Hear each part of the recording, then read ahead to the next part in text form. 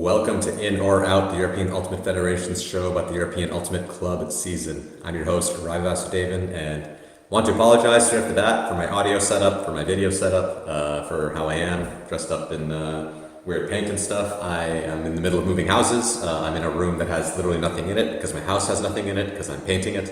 So there's echoes everywhere. I don't have my good microphone. Sorry about that, but the show must go on. We cannot go after Lead Invite without having a show. So decided to host it anyways. It's very exciting. We're going to get to talk about how all the rankings added up right after this amazing tournament we had this past weekend in Leuven. So right at the top of the show, we will have a little bit of an extra intro to the show this week, as there was a lot of feedback on the streaming. So Nemo will join us in a little bit to discuss that, so he can field some questions. If you have any questions or whatever in the chat and want to ask some questions about that, this will be a good chance to do that. I will try and be the voice of the people and give as much of the feedback and questions from what I've heard about it and what I've seen myself as well. So that'll be happening up. Another bit of housekeeping, the transfer window is now open. So this is a period where you can move players between teams in the EUCS. It's only open, I believe, until July 15th. So if you want to switch teams or you want to get a player from another team and get them onto your team, do that. Remember that there's only 3 transfers per team. That's an incoming transfer allowed per team in the open division and 5 transfers per team in the women's and mixed divisions. So we'll talk a little bit about that later as well. Maybe get some predictions on who's going to go where. But right now, let me bring in my guest for today. It's Jakob Dunshirn, player, podcast host, personality in Ultimate. Jakob, welcome to In or Out. How's it feeling after a pretty successful weekend, I would say, for you at the Lead Invite? Yes, hello. Thanks for having me, Ravi. Nice to be here. Yeah, it's feeling pretty good. I think we had a good weekend. Came up short in the final, but I think we can be very proud. So yeah, still very filled with lots of frisbee. Yeah. Great. Let's start off talking a little bit about your podcast. It's part of the reason why I invited you over here. Of course, you're a great voice to have on the show regardless, but wanted to give you a chance to shout out Ultimate Voices Europe, a new podcast initiative that you are starting up. So please speak a little bit on it and where people can find it and what they can expect there. Yeah, so Ultimate Voices Europe is the new diversity podcast from the EUF. So I'm part of the Diversity, Equity and Inclusion Committee of the EUF, and together with Annika Lünzmann, our committee chair, the two of us started this project with the idea of kind of diversifying the dialogue about frisbee, around frisbee in Europe, because there's just lots of great stories to tell, lots of great personalities. And I mean, I love frisbee. I'm as much a frisbee nerd as you and anyone else, I think. But amongst all the frisbee talk, I think some of the stories get lost sometimes, and that's a shame. So I thought, we came up with this idea. So it's Annika and me having one guest over every month. We had the first episode with Leuven already out in April, and the second episode with Nassam by Fogo, which aired last month. And now in June, we'll have the next episode coming in the next 2 weeks. With I'm gonna spoiler it already now, with Maria Castillo as the next guest. I think we had a great chat with her, and I'm super excited. Yeah, so you can find it. There's a QR code right here. I can see, and also on EUF socials, there's quite a lot of stuff about it. You can find it everywhere. You can everywhere where you can listen to podcasts. So Amazon Music, Spotify, YouTube. Just look up Ultimate Voices Europe, and you'll find it. Yes. Great. Can you talk a little bit about some other initiatives that the DEI group is doing? And I think it's something that maybe some people listening to this show might not know Yes. what actually that group's all about and what are some of the issues you've had to tackle. Yeah, for sure. I'd love to. So I think it all kind of started with the gender equity manual that the UF launched some years ago. That was also before I was part of the committee, but that sort of, I think, was the start of the EUF's like commitment to like diversity, equity, and inclusion. And then the like committee started. We had like we wrote like a gender inclusion policy, and that regulates the like possibility for transgender athletes to compete in the division that they that fits them best. Stuff like that. Also, the committee has been pretty reformed, so we have a lot of new people now in. and lots of new initiatives starting. There was the diversity showcase game in Limerick at Euros 2 years ago, and that was also part of that was also part of that effort. And we're planning something like this again in the future, and also looking to like draft new like guidelines, policies, and I mean there's lots to talk about in terms of inclusion, and we're far from done. So I think that's it so far. Great work you all are doing, and good to hear that there's a new podcast. I always love more Frisbee podcasts. Always great to have something to listen to. I heard the first 2 episodes. I love listening to voices like that and seeing what they have to say about their experiences, because it's always good to hear the story behind the Frisbee, not just the Frisbee updates. So we have a great community, so great that you're showcasing different voices out there. That's true. Okay, so I also wanted to ask a bit about Elite Invite. You mentioned that your team Mosquitos did pretty well. How was your feeling about the tournament overall? What was your feel? I mean, I think you've played it before with Fritz, but Yes. What was it like? The atmosphere, the excitement, the games, some thoughts about Elite Invite. Yeah, I mean, it was super cool. It's just it's so cool to have a tournament with like the top 8 teams of each division coming together, because there's just basically only good games, or at least only games between good teams. So that's just awesome. Like the environment, the intensity of it, and the level of play that you can see all around. It was also super nice that it's like a 3-day tournament with really only 2 games per day. That feels like Euros awards, where you can really focus on every game and get a lot of rest in between. Also have some time to watch the other games, and just, I don't know. I heard a lot of people say like, oh, at this tournament, I really feel like a valued athlete, because sort of I have time to really compete and rest and do everything I need to be at my best. So that's super sick. I think also for us, for Mosquitos, except 2 years ago when I wasn't on the team because I played for Hood, it's probably the like highest level sort of tournament game by game that we've played recently. So that was just super nice to really see where we at with the rest of Europe. And super great experience, and it's so nice that the UF does this. I was already thinking about like next year before Worlds, like Elite Invite is so cool that we have this. Yeah, I've got to shout out Jet Set for hosting the tournament, putting on a great event. It's been in Leuven a couple of years now, and I think it's a great venue. And my head was somewhere else for a second, talking about Elite Invites. I'll find it later. You mentioned the 2 games per day thing. This was a change we actually made this year as a competition committee from some feedback from the teams. It used to be that there was 6 games over the 3 days, and still only 1 game on that day. So one of that days people had to play 3 games. And because of the way we do it with each division, so you kind of have 2 rounds off in between your rounds, that made a super long day. Some people didn't really like that. They liked this thing. So we went from 6 games to 5 games. It sounds to me like that's a welcome change. I'm curious how you felt with that. It seems like you were positive, but also people around it. Does it seem like that's the way it should be, or do you think squeezing another game in there would be better? I mean, from everybody that I've talked to and myself, it's only positive. Like, it's just nice to have more rest, and really like mentally, I think it makes such a big difference if there's like 1 more game, or you can just really focus on every game that you have in that day. And like also you could like sleep a little longer one of the days or 2, and or get home early, like and also just enjoy the atmosphere, like enjoy all the other really, really great teams being there around you. And of course lots of people are friends with everybody from all over Europe, so that also is nice to just be able to see everyone. Cool.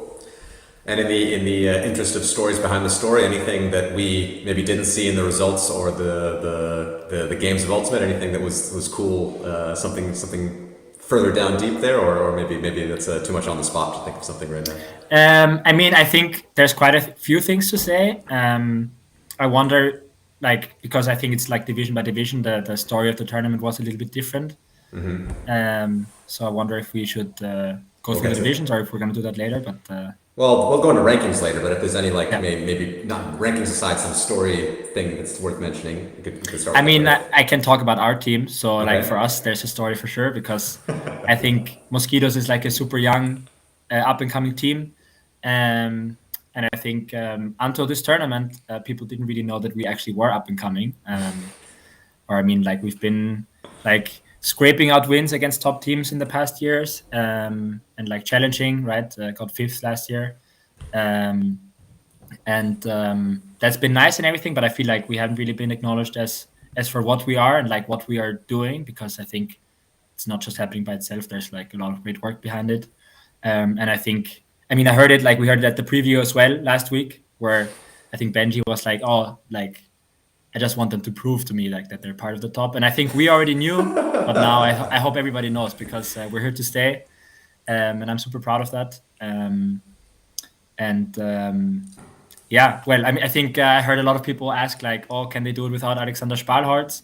Because he's the one name that, and deservedly so, because he's an amazing player, but he's like the one name that people know who don't watch maybe a lot of our games. And I mean, Spali is amazing, but he played 27 points for us all of last season. So he like in terms of playing, never really was part of the 5th place we got last year, like not a huge part. And I think that was gave us a bit of an extra motivation, not that we needed any, but like to prove that we can do it without him. Actually, also, I think we didn't do it without him, because if you watch the streams, like he was there every game, playing for Moon, of course, but like every game, another person, I guess, that was happy about the breaks, because he was just there to like support us, bring water, get us snacks, just being the great teammate that he is. So yeah, but for us, that was for sure the storyline of the weekend, and I think we can be proud with how that turned out. Definitely. Speaking about the streams, we're going to bring in Nemo, as I said before, talk a little bit about streaming and how that went. So, Nemo, usually behind the scenes at these shows, but is going to get in front of the camera right now to be the punching bag for everybody that has any feedback to give on the streaming. First off, how are you doing? How do you feel the streaming went this weekend? I'll just leave it open. Yeah, thanks. Thanks for having me. And yeah, I feel quite well rested actually. So it's yesterday was travel day, driving home the last 8 hours to Vienna, back to Vienna. Yeah, for the streaming, I am decently satisfied actually.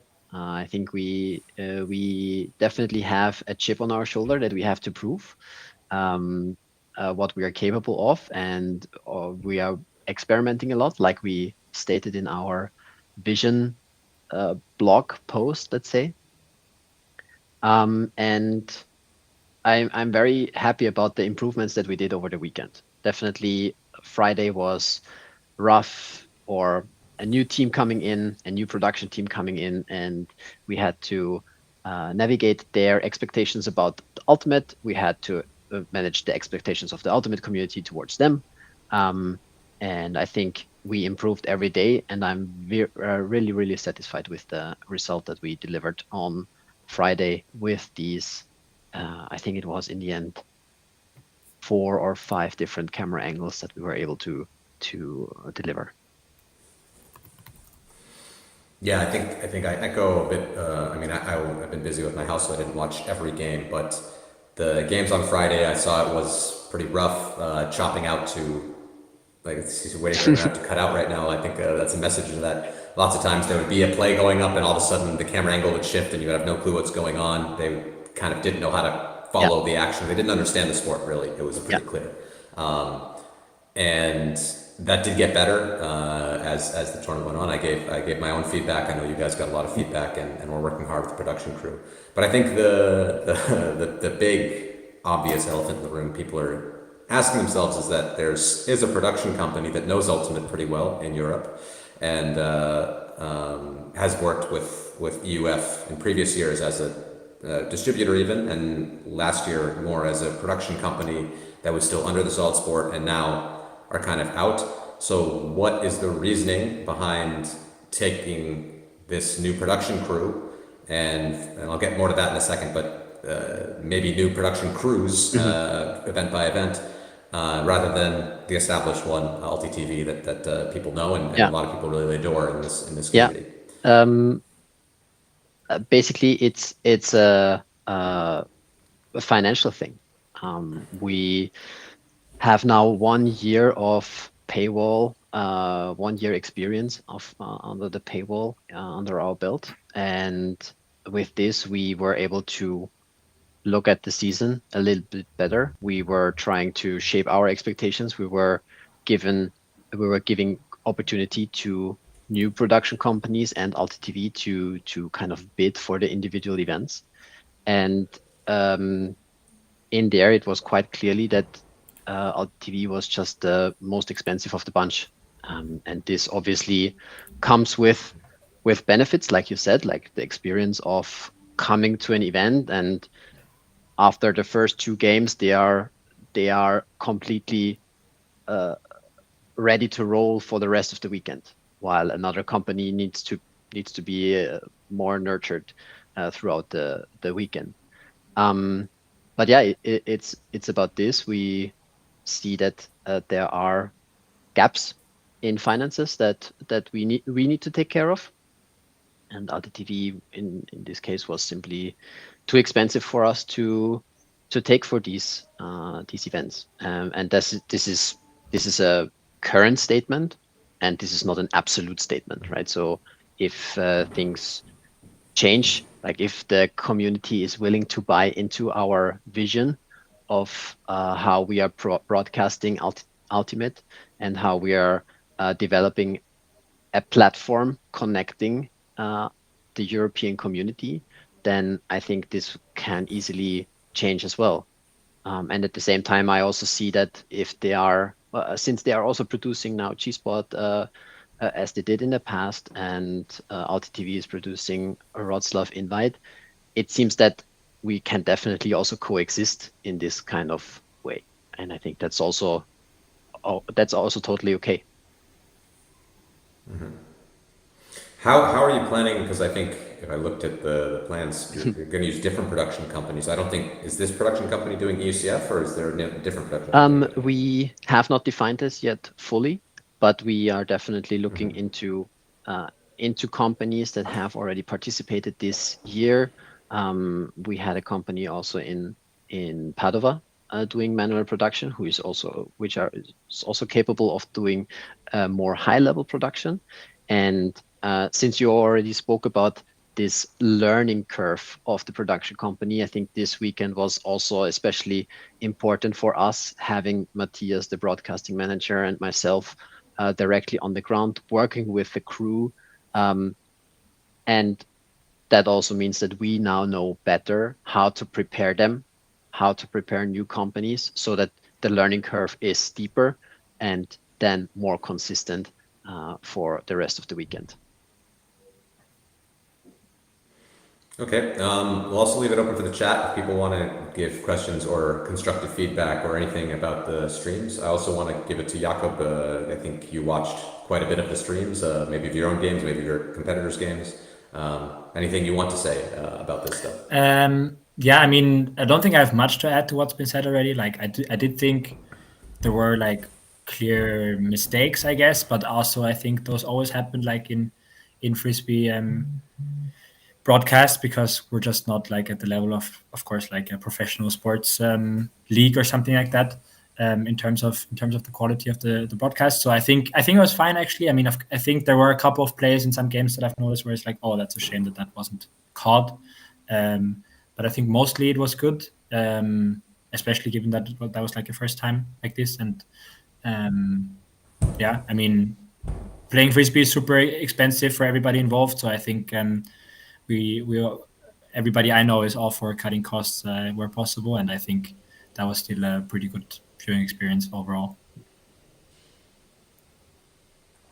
Yeah, one thing I would note, like something happened a couple weeks ago, which was the U.S. College National Championships, and there they, in a similar, well, it's a slightly different level here, but it's they had Ulti Worlds doing all of the coverage up until the finals, and that was really good. People really like Ulti Worlds coverage. I think the Frisbee community is happy to pay them for their paywall and all that stuff. And then a non-Frisbee company, ESPN, which has been now doing it for over 12 years at this point, production company, the USA Ultimate, which is I think a bigger organization than EUF, has been trying to coach them, and to be honest, it was a complete disaster. The ESPN coverage was terrible. So I think it's good to note of how difficult it is to bring in production companies, even at the highest level of ESPN, or maybe that makes it harder because maybe ESPN's not willing to listen to somebody, Frisbee people, to tell them. But But I think bringing production companies that don't understand the sport is extremely challenging to get good product out there. So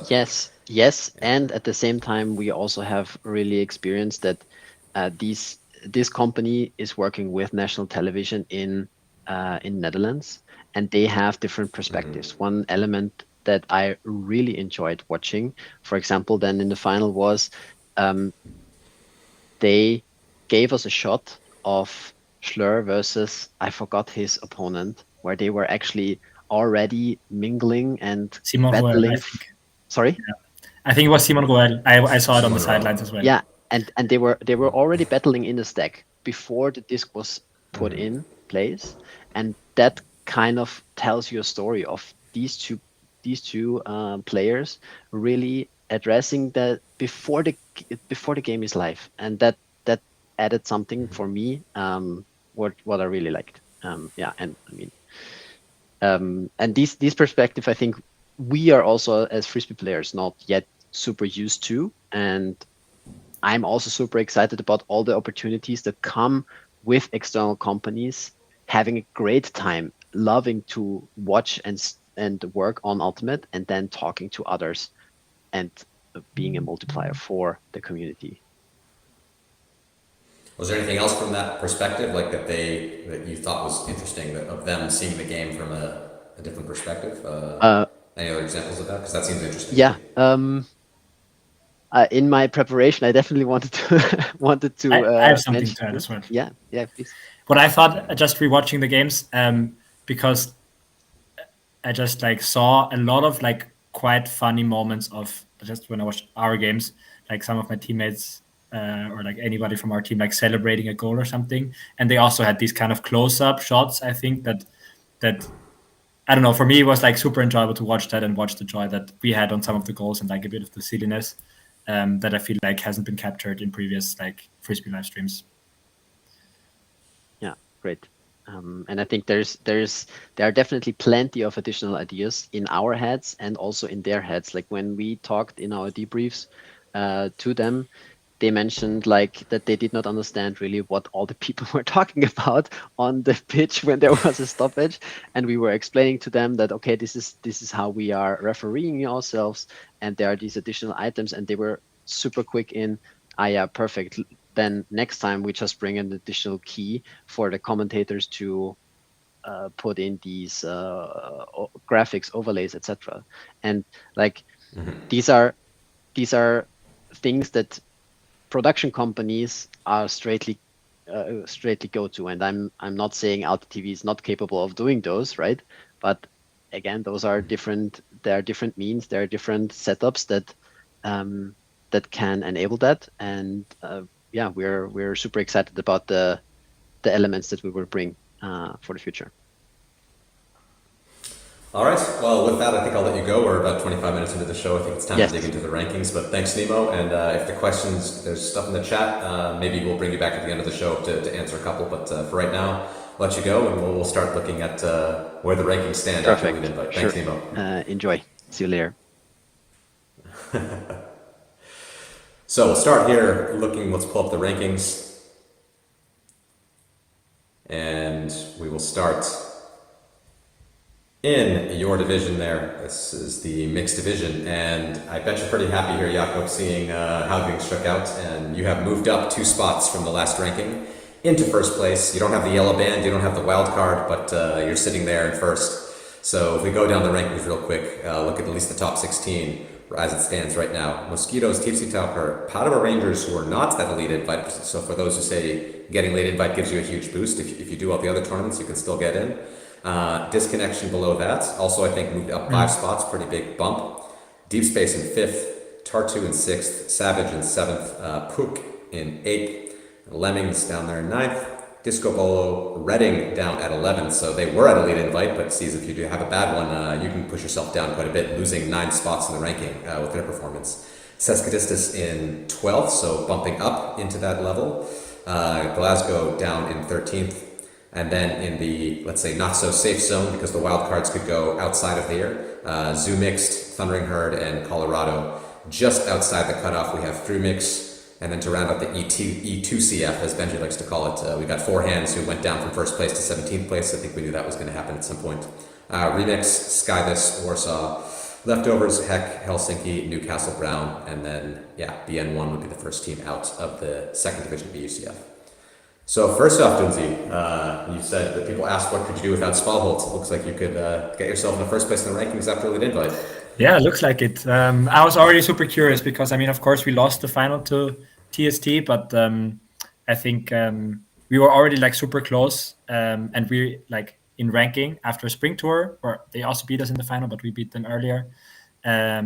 So I think I was already wondering if maybe the rest of our games might still put us on top of them, but it's super close, right? So that can also still change as they will have more games maybe this year. We won't have any more ranked games until EUCF, so now it's not in our hands anymore. But I think we've put ourselves in a good spot. I was already in my head, I was already I think we're actually already first in the ranking before this tournament, because there were of course 3 bubbles that weren't connected yet, with 4 hands being the first team in that one bubble, and then Reading in the other, and then us in the third. So I think that's also what. I think everybody's connected. Yeah, I think so. I was also very much looking forward to this weekend with. So Reading is the connector of this bubble to this bubble, and RJP is the one connector. I think they played the Lund Spring Tour, and then this was the Timmy Suarez Spring Tour as well, the Wrocław Wrocław Invite teams. So they are kind of connecting them, and then so Reading pulling it all together. So I don't know how much more connection we'll get in the summer tours, probably quite a bit. So that I could definitely see some teams on the bubble really floating around depending on how that connection goes. So I think Reading had an off weekend for them. So that means that teams that played them maybe before Elite Invite are getting hurt a little bit in the rankings at the moment. I do want to look at the matchup between you, and since you are the top 2 teams, I'm curious what it looks like. How close are you all? Come on. Mosquitos and TFC. So you see your game history here. You played each other 3 times, and as you see here, 14-12, 12-15, and 14-15. So they're 2-1 against you at the moment. But I'm curious if you look at the plots of both your teams. This is a nice way to see. Yeah, you all look very similar. They have this one game, which is them beating Reading on Universe, which is their actual worst game of their season. Whereas your worst game is losing to them, 12-15. And their high is a little higher than your high. So their best game is when they beat you by 3 points. I guess it's hard for you to do better than that because you haven't played yourselves. And your best game is against Savage. But yeah, your averages are pretty close together. Your expected score is closer than 14.99 to 15. So really a draw. So it looks like you two are the team to beat, because if this next team down is Padova, and I think if you go to Padova, you're already at a 13.25 win, which is a pretty big difference for first to third place with the 191 point difference. So the two of you teams are really at the top, pretty separated from the rest of the pack at the moment. Does it feel that way in how you play other teams in the division? Does it feel like you were the top? I think so. I think right now it feels that way, and it felt that way at Spring Tour, and it also felt that way at Elite Invite. Of course, both teams had close games against other teams. I do think that can change. I think Deep Space really was far from at their best, and I also think Tartu are a really dangerous team that always takes some time to really find their stride as they just start training outdoors later. So I expect them to kind of maybe potentially join Tifse and us in a very strong top 4. That's my estimation, but I think just from the feelings of the games, it for sure felt like Tifse, Tauch, and us are the top 2 teams right now. There's a question here in the chat from Lucas saying, do we think that the seeding was fair for this Elite Invite? Do you think there should be changes made from last year's EUCF seeding method to this year? I actually don't remember if I think we do use the EUCF finish for seeding and not the rankings from the previous year. We could have, I guess, used the rankings from this year, but that's not really connected, and that wouldn't really work so well. What was your feeling? Obviously, you outperformed your seed quite significantly, but what are your feelings on that? I think it's fair to have the seeding be the the placements from last finals. I think that makes sense. As teams change, of course, the seeding changes. Like you could see, for example, Seski being a fourth place team last year, losing quite a couple of strong players and just not being at that level anymore, or like us improving, for example. So, but I think that also just is like a natural thing to happen. And at this point in the season, it's probably not possible to have them ranked by their ranking. Like Deep Space, for example, hadn't even played any games. Like, where are you supposed to rank them? So I think that makes sense. Yeah. And yeah, you mentioned Deep Space there. There was a picture that someone sent out. I forget who. I think it was Jamie Revitz in one of the commentator WhatsApp groups or something that showed all the 5 UK teams that Elite Invite, none of which made the top 4 in any division. And Deep Space, among them, European champions didn't make it. Clapham didn't make it. Reading didn't make it. Iceni, Chevron, everybody was in the 5 to 8 bracket.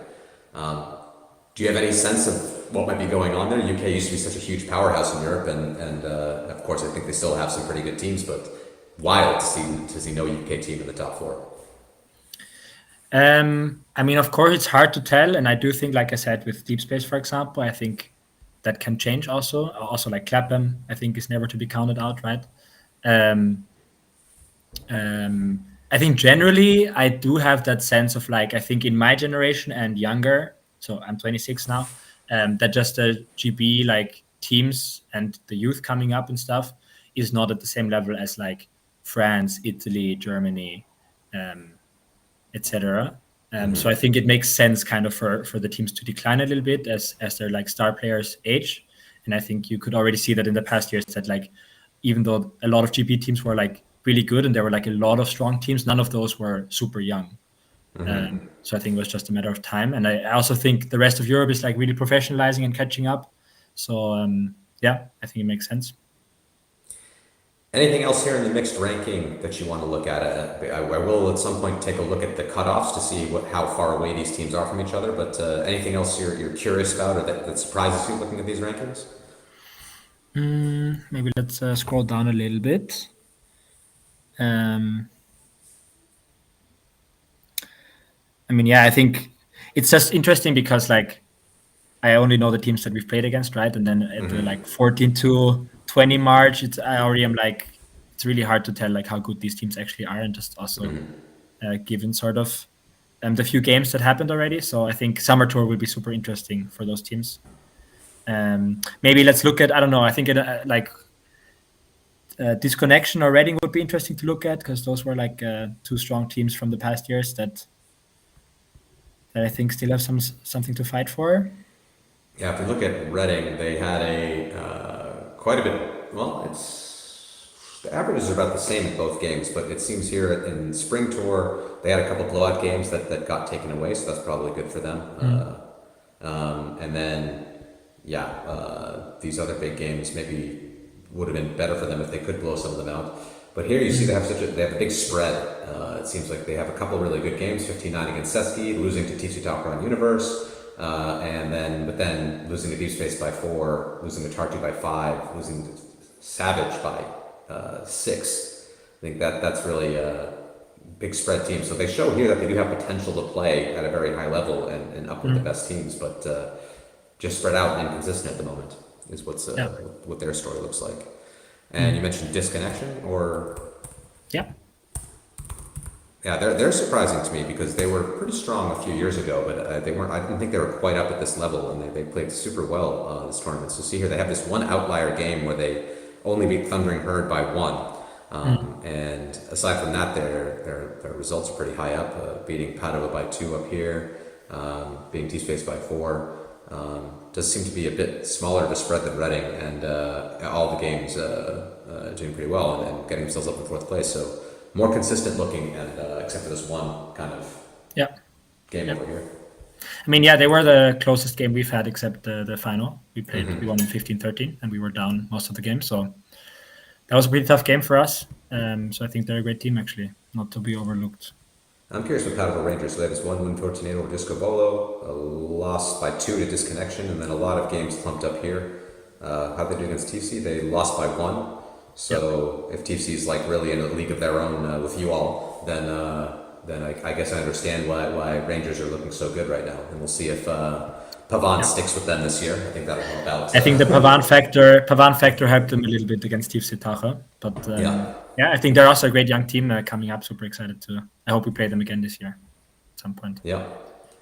Okay, I'll quickly look at the cutoffs here. I will look at first the safe zone. So Glasgow and Zoo mixed. Let's see how close are these two teams at the moment.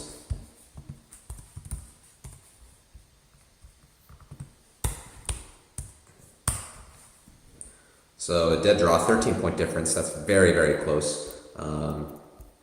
And Glasgow having a pretty bad, actually a loss to Frumix, which I think we'll get to in a bit, as their worst game. Decently similar teams in terms of their performances. I think that's one that could go either way.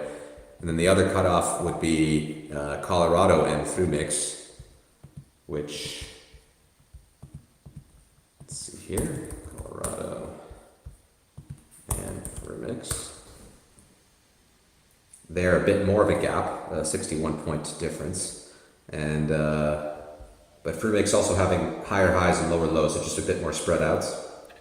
Big win over Glasgow, but then a loss to Helsinki 15-10, and Colorado a bit closer by. But I'm sure these two teams will play each other. I don't know if they're counting the German nationals. I'm sure that will come into play. And summer tours could definitely be the difference. So I think a lot in this bubble region in the mixed division looks pretty close, pretty tight. So I think it's a lot of chance for movement here. And you saw Forehands was in first place, but I think when they got tied down with RJP, it showed a bit where the Timisoara teams really were. But the team does look pretty good. I think they could be pushing their way up sometime in the future. So we'll see. I think Savage may be happy they got to play the lead invite and didn't have to play over them, but also might have been helpful for them.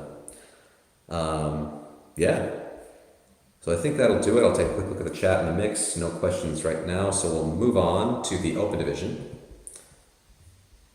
Here, I think no surprise, Chalk in first place, undefeated, 7-0. I think the big question for them is where they're going to find their last 3 games because they still don't have any other events. So that's the only question mark. Aside from that, they look to be in really good form. Wall City in second place, Mooncatchers in third, Chevron in fourth. Here's a surprising one, Örebro from Sweden. They crushed the spring tour in Espoo, but I think that's disconnected. Well, I'll have to take a look at the predictions in a second. La Volta in 6th, 3SB, Grut, Clapham in 9th. And this is like not, just a one result thing. They have 7 games in the system. They have given their chance to show what their average is by now and put themselves down in 9th place. I don't think anybody would have expected that. Costa Rica Grandes, Heidi's, Gentle in 12th. I think had some good games at Elite, but ended up finishing last place at Elite. So they might not be so happy being down that far. We got Bad Skid, Ranelagh, Quixotes, and Is No Good rounding out the top 16. So Is No sitting in that 16th place again, just like last year, hoping to sneak their way into the EUCF. To round out the second division, we got Smashed, Frisbee Club Barcelona, Alba, Echo, XVI, One Tribe, Catch Up, and Rat Track. First thing I want to do is look at the connections here to see if we can pull apart, or is there something? Yeah, no, we got the Espoo Spring Tour in its own little bubble over here, and still, is this also a bubble? So we have 2 bubbles. So that's Timisoara. Connected. So this is Timisoara Spring Tour and the Espoo Spring Tour. So still can't really count on these rankings yet, especially those teams at the top. But Örebro, just to look at their games real quick. Very dominant performance again. XVI was 1 point away from being able to invite last year, losing the pre-quarter to Grut on Universe, and Örebro beating them 15-7, 14-9. Big wins, and against a team like also 14-8. Sure. So I think this Örebro team is pretty good. I don't think this is just a fluke. Of course, we'll see how they go when things get connected, but it looks like this will surely be a UCF team if they keep up these type of performances. Would be exciting to have a new strong team joining the fold.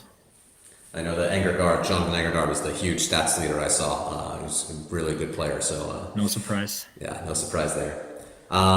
So what are your thoughts here, looking at these Open Division? I'm sure you followed this quite closely. Yes, I mean, I don't think any big surprise. Maybe I'm a bit surprised by Chevy being up at 4th. But I think that also tells us a lot about how Elite Invite went, because they placed 7th, I think, right? But all of the games were close, and so like as you can see here from the games, like all of the games were close. So like 15-10 win over Clapham is a pretty big that one. helped, So. of course. And then losing some tight games against like teams that placed much higher in the tournament, but then for the ranking that really doesn't matter. So nice to see Xavi be so high. Yeah, lost to Universe on Wall City. It looks like was about their average. So yeah, I think they'll be happy. I know they were. I think early season last year they were not ranked so high. Eventually they moved themselves up higher, but we got a big complaint that they weren't happy with the system. I'm curious if we'll get another email from them complaining that they're too high. That, this is where we think we are. We should be lower. Well, I'll see. I'm waiting. I'll keep waiting by my email to see if that comes out. You should. Yeah. And I mean, Wall City, I think we've all known they're like a really strong team, right, for the past years, but I think never really able to truly challenge like the top 1, 2, 3 teams. And I mean, after this weekend, it's no longer a surprise, I think, to see them at second place because they looked super strong. But I think before the weekend, I wouldn't have expected them to be so high. So hats off to Wall City, great team. Yeah, especially without Freddie Rogers, who was, I believe, still injured and not able to play with them. So if he comes back, it's another powerful piece they'll have in their arsenal later this season. So yeah, very, very good results from Berlin. Yeah. I'm a little surprised to see Crit this low, actually. They had quite a good tournament in Elite, but maybe some of their early season results are weighing them down. I see that they did play a game against Clapham after the tournament. Yes, exactly. That seems to be their worst result. I think it would be wild to think that a 13-10 loss to Clapham would be a bad result in previous seasons, but given how Clapham's not been that great at Elite, it's not as good of a result as it used to be. Yeah. Well, I mean, I think so. I've followed Gut, of course, quite a lot, having played there and having a lot of friends on the team. And from what I gathered is, I think that the team kind of lost its like momentum a little bit throughout the tournament, or also like I think maybe didn't have the depth to sustain like the super high level that they showed that they're capable of. So you can see here that like the highest game is their Universe win against Mooncatchers. That was the first game. Yeah. And I think as we move down, it's actually like pretty chronological order. Yeah. They're following games. So 10-15 against Moon was the last Elite Invite game, and then the game against Clapham was the game after. Yeah. So I think they lost some people, or some people couldn't play anymore, and I think they also got tired a little bit. Yeah, I think they were going through a lot of their top players, and Walt Janssen was out pretty soon in the tournament. So So Gut, I still thought based on the results they'd be a bit higher, but you see there that the 15-10 loss against Moon is too big a deficit given how close the top teams are. And again, Örebro and 3SB, we're not sure if they really are there.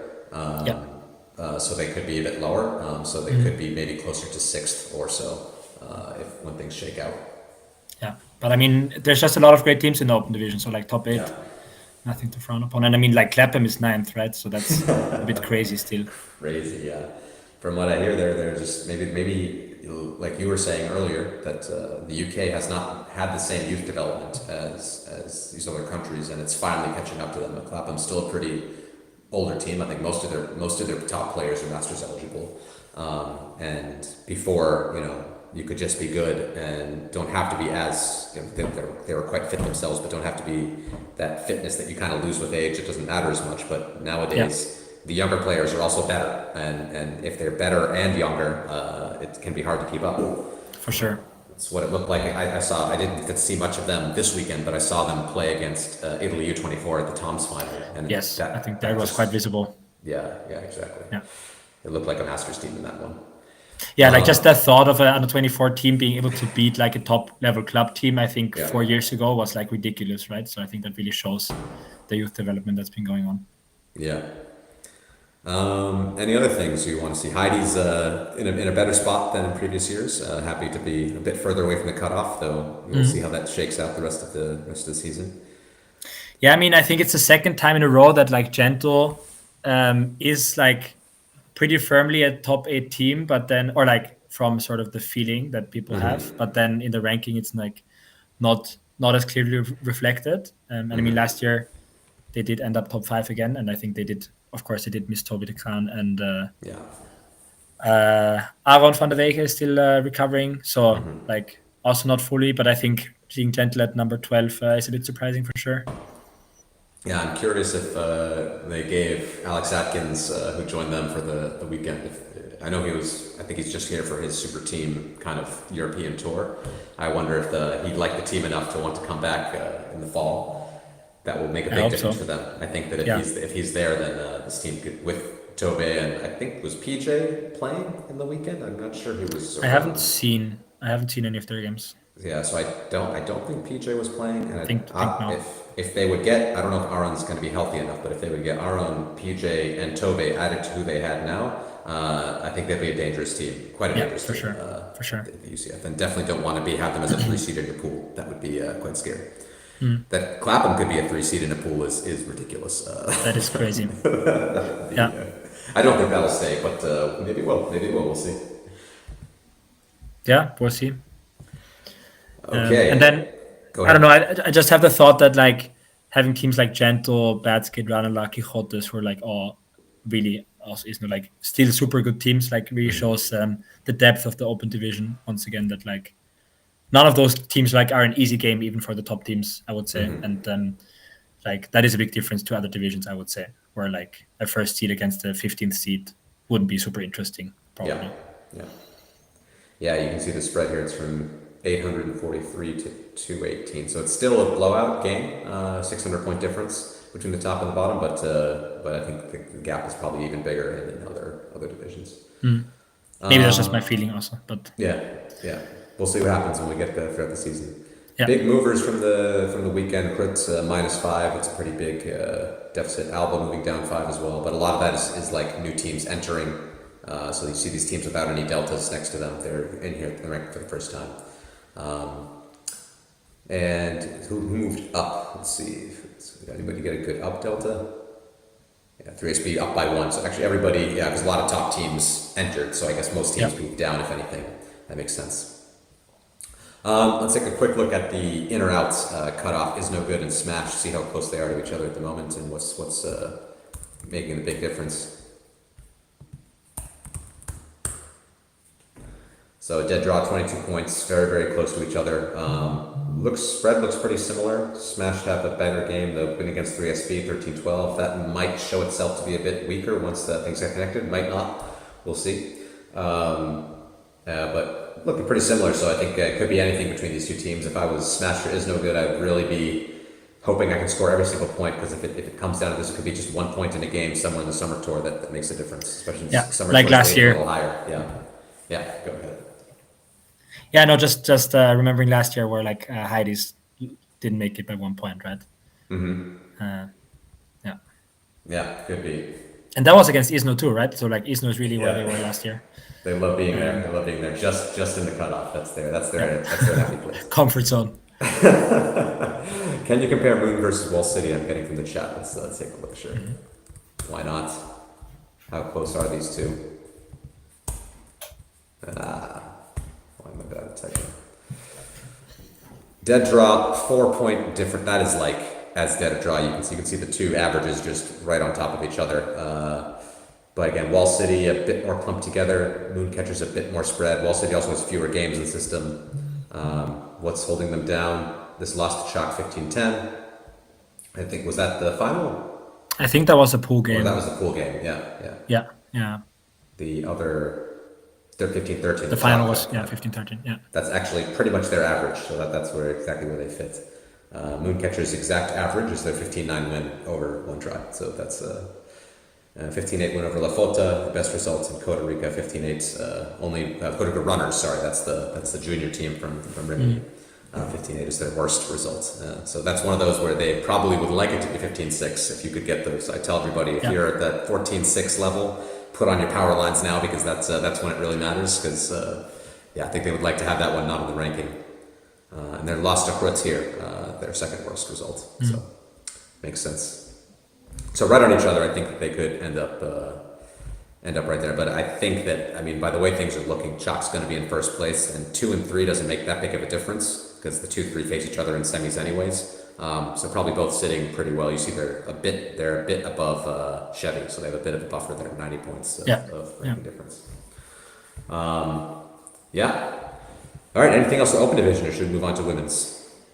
Let's move on. I think let's see what's going on in the women's division. Shout in first place. I think that's not a huge surprise because of their huge wins against Fritz. So I know they didn't win the tournament. Jinx Midnight got the win, but it's not surprising to see Shout on top. Jinx Midnight at 5-0 in second, makes sense. Crit in third, Moon Cup. BFD Cheetahs still with their single game. I think they have one win against Queen Kong in there. We'll see if that lasts for a while, but maybe we'll see. Tequila Boom Boom in sixth, Iceni in seventh. Sharks, Yaka, Bristol, Fabulous, 3SB, Hotness Express, and Heidi Synergy. And then outside of the safe zone, we have Queen Kong and Smog. Then just outside the second division, we have Ketchup, Spice, Gentle, Malmö, Örebro Women, LMU, Sick, and East Block. And then Double Gravity just on the buffer there, not getting into the second division of EUCF. First thoughts here. First thoughts. I mean, I think no big surprise. There's, I think, a pretty clear top four in the women's division right now. Also, the top four teams at Elite Invite. And I think from the ranking also mirrors sort of my impression that I got over the weekend. Of course, Jinx won the tournament and deservedly so. I was very surprised to not see Shout in the final as they lost to Moon Cup in the semis. I think super nice to see Moon Cup still be a clear top four team, even though they lost Eva Bernal. To Jinx. And then, I think, of course, I'm also a bit of a good homer. So I did expect them to just sweep away the competition this year after how they've looked at finals last year. And as a friend of Gut, I hope they do so again. But I think as an Ultimate fan, it's also very nice to see them sort of be beatable by other teams and have these top four teams being able to beat each other any day, and that's super exciting, I think. Yeah, that's a big difference here is that the margins that Crit is losing to Shout, I think they have 2 games now, probably if we look at their plot. I'm guessing these 2 games here, this is 15-7 loss to Shout, and this is the 15-8 loss to Shout. Those are big margins that Shout seems to have their number. Like you said, Shout didn't make the final. Very strong team. Moon Cup was able to beat them. But it's kind of like a rock, paper, scissors thing. I think Crit can beat Moon Cup can beat Shout, and Shout can beat Crit. So it's all a big jumbled mess there. And then Jinx Midnight coming out on top, just like they did last year, by the way. Last year they also won Elite Invite and then weren't able to get to the final at EUCF. So we'll see if they can do that. Also, losing Leif Waljak to their team. Of course, they had some other big additions as well, like Eva Bornau being one of them. But still able to perform. Yeah, for sure. Let's see how it develops. Yeah, I'm curious about Iceni. I think they had some decent games at the beginning of the tournament. Let's see, we beat 3SB, we catch up, lost to Crit by 3, lost to Shout 15-8. Okay, so they were still quite outside that top 4, I would say. But I think they want to be knocking on that door and are probably hoping that they can get a little higher up in the rankings. I'm happy to see Tequila Boom Boom here. They're a team that I've thought has a lot of good young talent and was surprised they didn't make the EUCF last year. It looks like now after 6 games that they are a bit more firmly in place. Do want to check the connections. Is everything connected in the women's right now? I think it must be by now. Yeah, this looks pretty connected spider web here. We do have BFD Cheetahs hanging on by a thread on the side. That's the one game. But it looks like pretty decent connection here. So given that, then Tequila Boom looks to be in a much better spot to qualify this year, which I'm very happy to see. And I also like the likes of Sharks Barcelona, up-and-coming team from Spain. Yeah, nice to see a Spanish team. And I'm sure Yaka not very happy where they are sitting at 9 at the moment. So.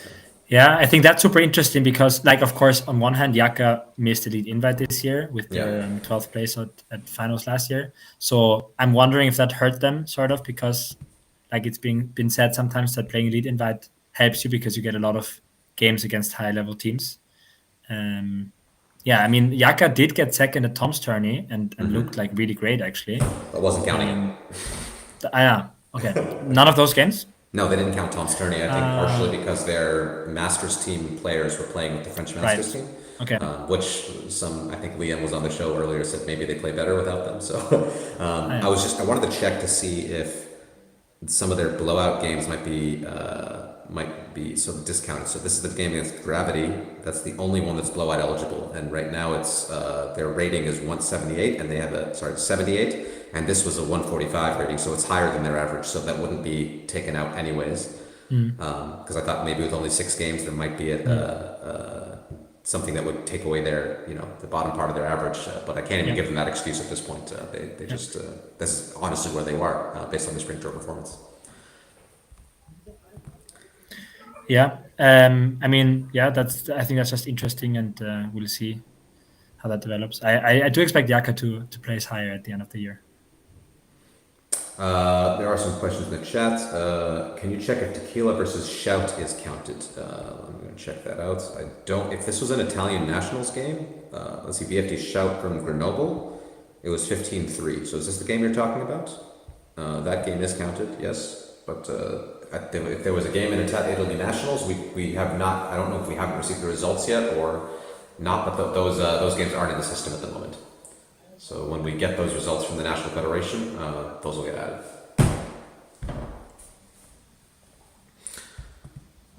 Anything else you see here that you're curious about, Dinzy, in this women's division ranking? I am curious. Being Austrian, let's look at Ketchup. Just on the edge. Currently our best women's team, similar to the Open team now, kind of being on the fringe of making it. Mm-hmm. They had a tough elite invite because they were missing quite a few players. I know that much. Mm-hmm. So I will say they got blown out by Shout and Krut. That's not usually a good sign to be on the bottom end of those blowouts. So that's one thing that elite invite doesn't help you with is if you get blown out, the games aren't going to count. You can't hold on to that. You got to get that 7 points. Like here in that Krut game, I wonder if at 14-6 they put in a power line because they should have. Because if they could have got that would have upped their average. I also see here a 4-14 loss to 3SB. That's probably definitely hurting them. If we look at their plots, you see that they did play a lot better at Elite Invite than at Vienna Spring Break. But these Vienna Spring Break results are all, this gray line is the EUCF cutoff. So you can see that all these games were played below the EUCF cutoff, and they have 2 games above the EUCF cutoff. But this is just kind of showing that most of their games are below that cutoff, and they have to up themselves a little bit if they want to be in the top 16. Interesting. Yeah. And I'll see the matchup. It was who was the 16th place team? It was Smog. Let's go to catch up with Smog.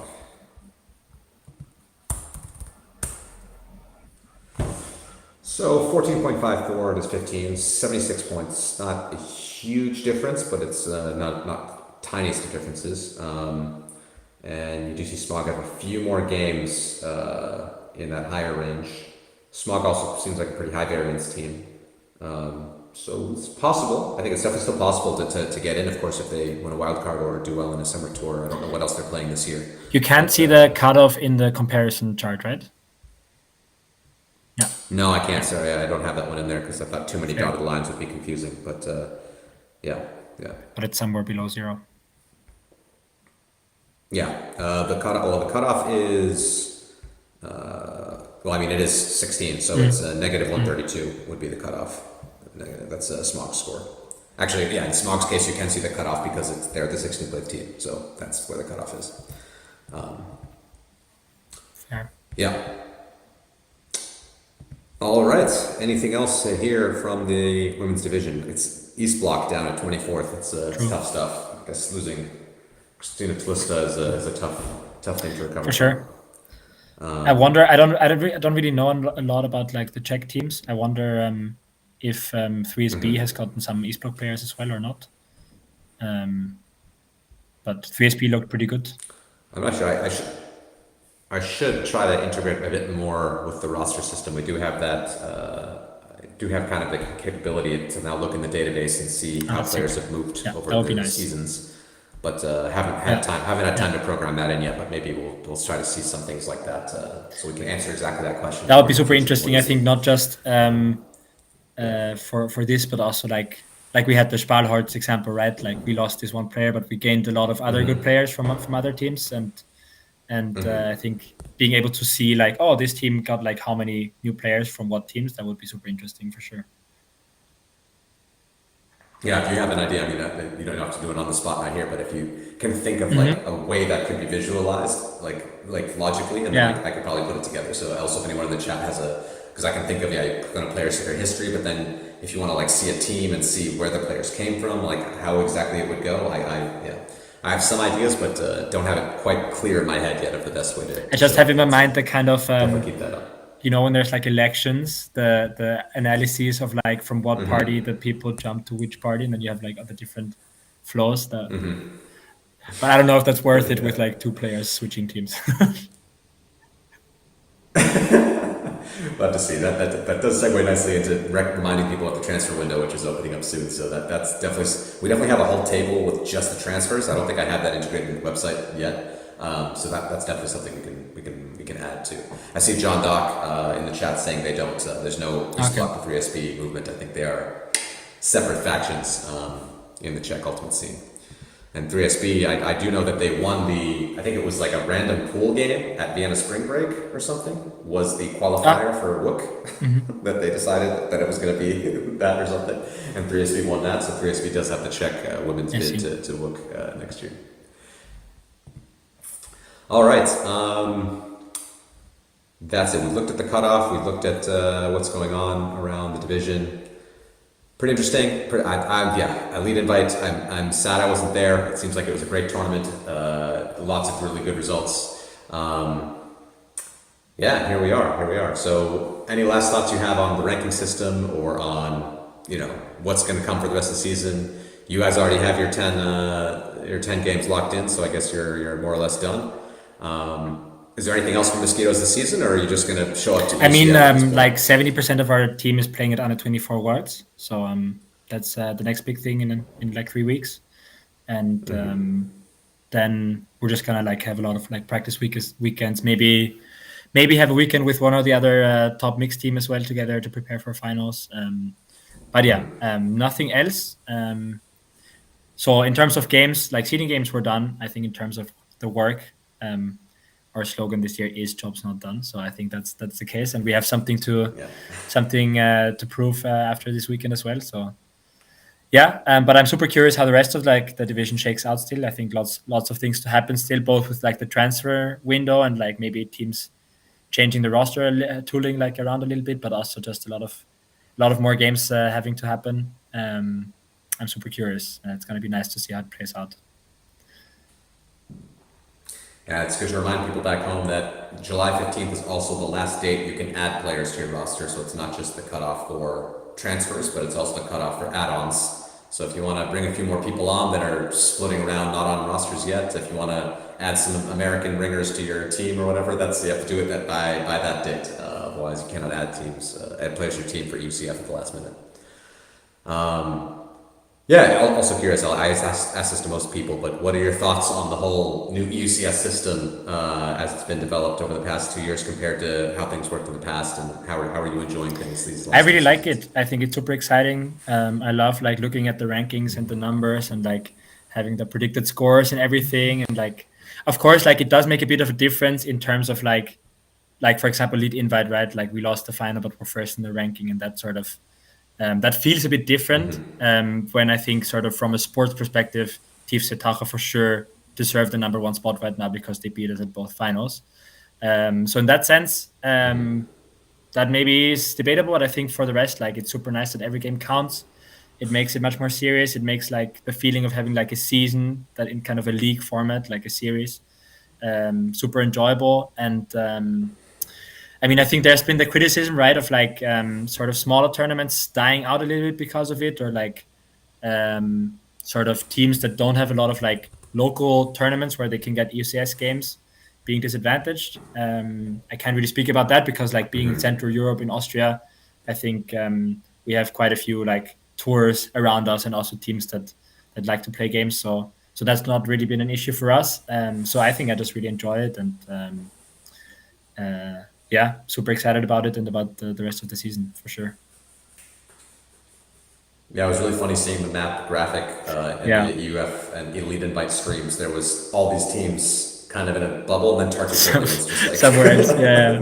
super far away from everybody else. Yeah. It's like totally different For part of Europe. So, hoping we can get more Baltic countries involved. It's a shame Latvia hasn't entered the system since it started, even though they have a lot of top players that come from there. And we've lost quite a few teams over in that region. So we have to find a way to get them in. I know that the Finnish teams, we got the spring tour at Espoo this past weekend that helped some of the Finnish teams out. Sadly, only in open. We couldn't really manage to get enough teams in the women's division, which would have helped Atletico out. So it's really sad. They're one example of a team that is clearly an EUCF level team that can't seem to find a way to enter this system. They also struggled to enter previous systems as well. They didn't come every year, even when it was the other system. That's something we would love to find a way to accommodate that, but it's really hard when the division's a bit more spread out. And yeah, for sure. Yeah. But I think every system has like its pros and cons, and like having to play regionals in the middle of summer when everybody's on vacation with different teams, then they're going to be at finals was also not a good solution. So I think this is a very good thing, and I think it can improve in the future. So I like it. What are your thoughts as a player who's played both? Liam brought this up in the last show, maybe having a separate mixed and a separate open and women's season or something like that, as like Australia as a country, which does something like this. And I know a lot of European countries do that, but European countries aren't really comparable. I mean, I also talked about this a lot with like the people from Deep Space when I was at Tom's with them, because in the UK you have to choose one, right? And you play one. And in Austria we also play like mixed before summer and open women's after summer, because there's just not so many teams, and that it makes sense to split.